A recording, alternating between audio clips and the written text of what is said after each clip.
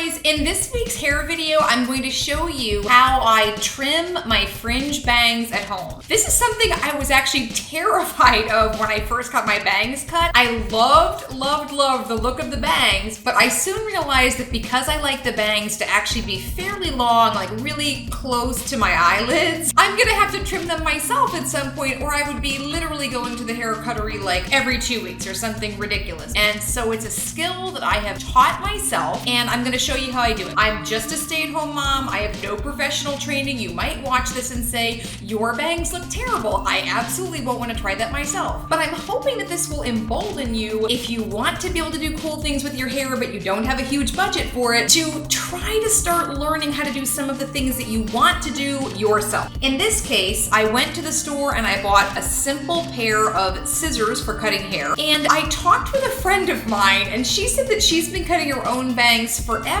This is what she taught me to do. I gather a very small section of hair, I take my scissors, and I alternate from cutting angling up to angling down from section to section.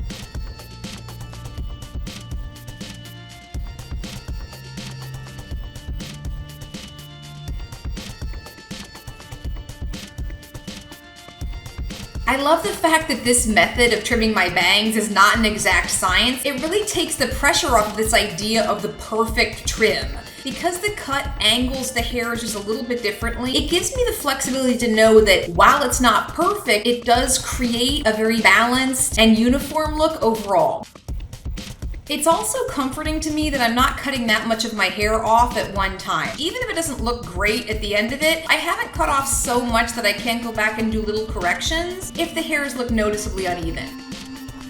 I'm finished up with my final cut, and I'm super happy with this. I no longer feel any of the hairs from my bangs poking the top of my eyelids. I'm satisfied that the length on both the left and the right side looks fairly even. If I find that any of the hairs seem to be poking out, at this point, I don't mind taking my scissors and just kind of cutting straight across if I see some hairs that seem like they're hanging down too long. My bangs never lie straight down anyway. I have to physically straighten them. Even when I straighten them, they still have some kind of a kink to it. I'm glad that I can see easier. I'm glad that my bangs are still long enough that I can pull them back and then updo if I want to. This angled approach to cutting bangs has really worked well for me, and I would encourage you to try it, especially if you have bangs already and you're letting someone else cut them. You might want to give this a try, just starting with small amounts of hair to begin with. Again, I do like 1/4 of an inch. It's not that much hair. It's not that big a deal if I make a mistake. I actually have some room to kind of play with it. I hope you guys found this information to be helpful. If you enjoyed the video, definitely hit the like button below